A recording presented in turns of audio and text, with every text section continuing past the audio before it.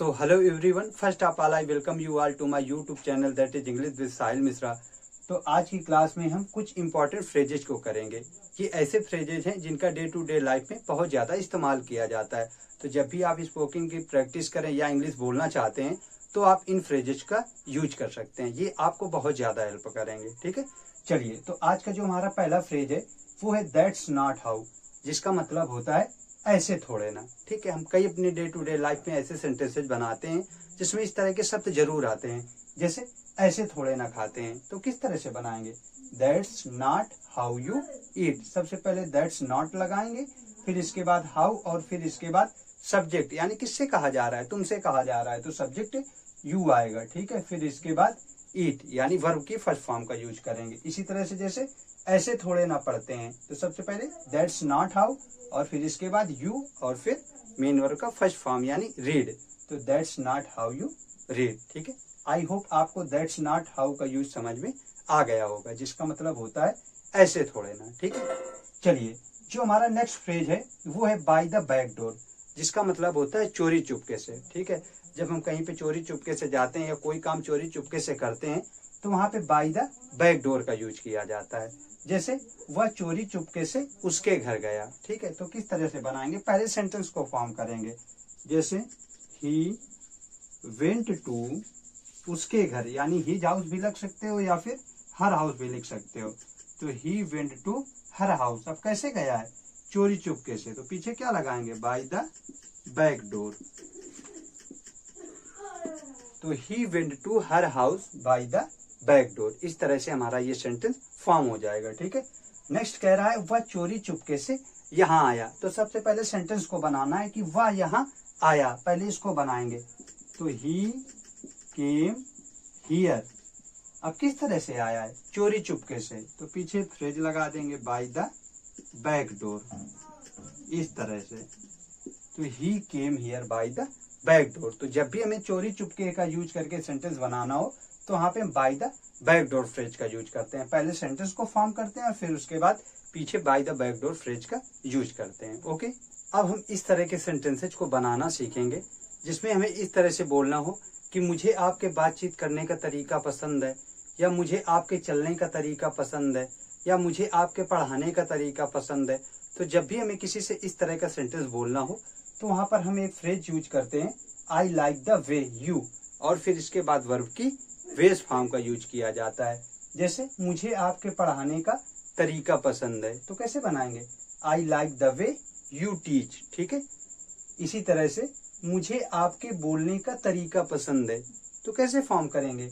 I like the way you speak. ठीक है, सबसे पहले आई लाइक द वे लगाएंगे, फिर यू लगाएंगे और फिर जो मेन वर्ब होगी उसी का बेस फॉर्म लिख देंगे। ठीक है, अगला फ्रेज है हमारा ऑन दिस एक्सक्यूज, जिसका मतलब होता है इसी बहाने से या फिर इस बहाने से।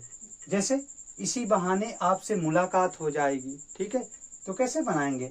आई will meet you on this excuse, यानी पहले हमें सेंटेंस बनाना है और फिर उसके बाद इस फ्रेज का यूज करना है, ऑन दिस एक्सक्यूज, जिसका क्या मतलब होता है? इसी बहाने से। जैसे इसी बहाने आपसे मुलाकात हो जाएगी, तो सबसे पहले आई विल मीट यू यानी मैं आपसे मिल लूंगा, ऑन दिस एक्सक्यूज यानी इस बहाने से। ठीक है, सिमिलरली इसी बहाने हम एक दूसरे को जान भी लेंगे, तो कैसे बनेगा? We will also know each other, यानी हम एक दूसरे को जान भी लेंगे। अब क्या बनाना है? इसी बहाने से। तो ऑन दिस एक्सक्यूज यानी सबसे पहले सेंटेंस फॉर्म करते हैं और फिर इसके बाद इस फ्रेज का यूज करते हैं, ऑन दिस एक्सक्यूज का। ओके, नेक्स्ट फ्रेज है हमारा it may also be possible that, जिसका मतलब होता है या भी हो सकता है कि, या फिर ऐसा भी हो सकता है कि। जब भी कभी ऐसे सेंटेंस बनाएं तो वहां पे इसका यूज जरूर करें। जैसे या भी हो सकता है कि वह गलत ना हो। ठीक है, तो कैसे बनाएंगे? It may also be possible that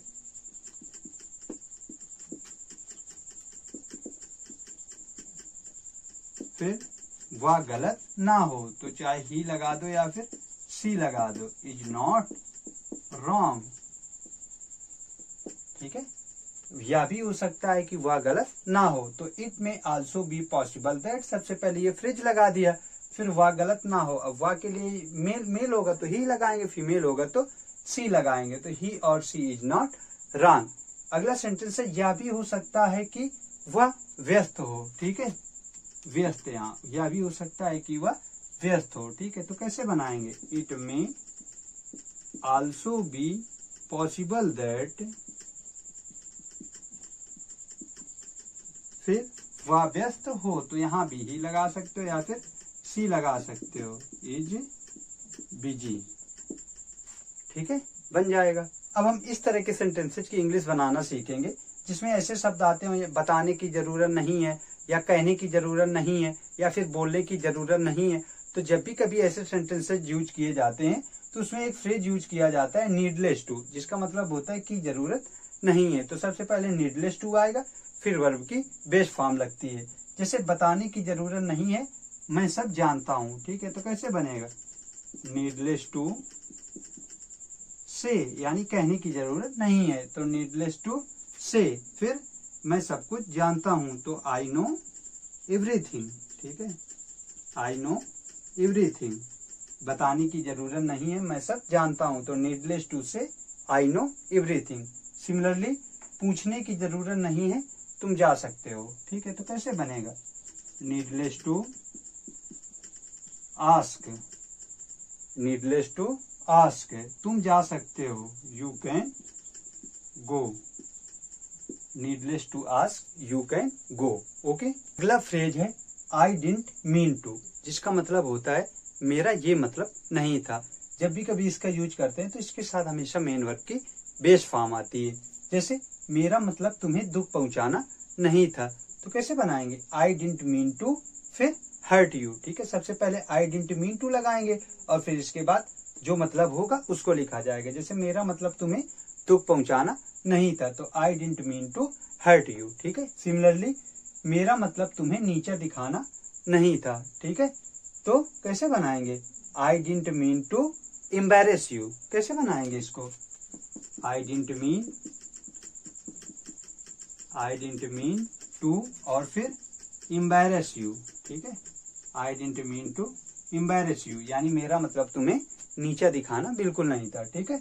अब हम अगला फ्रेज सीखेंगे जो कि एज सून एज पॉसिबल, जिसका मतलब होता है जितना जल्दी हो सके या जल्द से जल्द, ठीक है।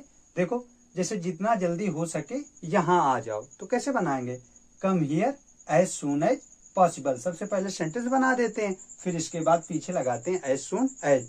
जैसे जितनी जल्दी हो सके उसे फोन करो, तो कॉल हिम और हर, ठीक है, कोई भी हो सकता है, तो कॉल हिम और her as soon as possible, okay. अगला फ्रेज है हमारा बीटन बाय द बग, जिसका मतलब होता है भूत सवार है। हम कई बार डे टू डे लाइफ में ऐसे सेंटेंसेस बनाते हैं जिसमें इस तरह के शब्द जरूर आते हैं। तो जब भी कभी ऐसे शब्दों का यूज हो तो वहां पे हम beaten by the bug phrase का यूज करते हैं। जैसे उसे पढ़ने का भूत सवार है, तो ही या फिर she is beaten by the studying bug, ठीक है, ही और सी बीटन बाय द, यहाँ द लगाएंगे, beaten by the studying bug, ठीक है। सिमिलरली तुम्हें प्यार का भूत सवार है, तो you are beaten by the love bug, ठीक है। अब हम इस तरह के सेंटेंसेस को बनाना सीखेंगे कि मान लीजिए कोई काम आपने काफी लंबे समय से नहीं किया है, तो अगर उसको बोलना हो तो फिर कैसे बोलेंगे, ठीक है। तो इसके लिए सबसे पहले इट्स बीन लगाते हैं और फिर इसके बाद उस टाइम को लिखते हैं जितने समय से आपने वो काम नहीं किया है। फिर इसके बाद सिंस लगाते हैं, फिर आई लगाने के बाद मेन वर्ब का सेकेंड फॉर्म आता है। जैसे मैं कई हफ्तों से उससे नहीं मिला, ठीक है, तो it's been many weeks since I met her. सबसे पहले क्या लगाया, इट्स बीन, फिर इसके बाद कई हफ्तों से नहीं मिला था, यानी अब टाइम आना था, तो उसके लिए क्या लगाया, मैनी वीक्स, फिर सिंस लगाते हैं और फिर इसके बाद मेरी बात हो रही है तो आई आ गया, फिर मेन वर्ब का सेकंड फॉर्म, ठीक है। तो मेन वर्ब क्या है, मिलना, तो उसका मेट, और किससे, उससे तो हर लगा सकते हो या फिर हिम लगा सकते हो, ठीक है।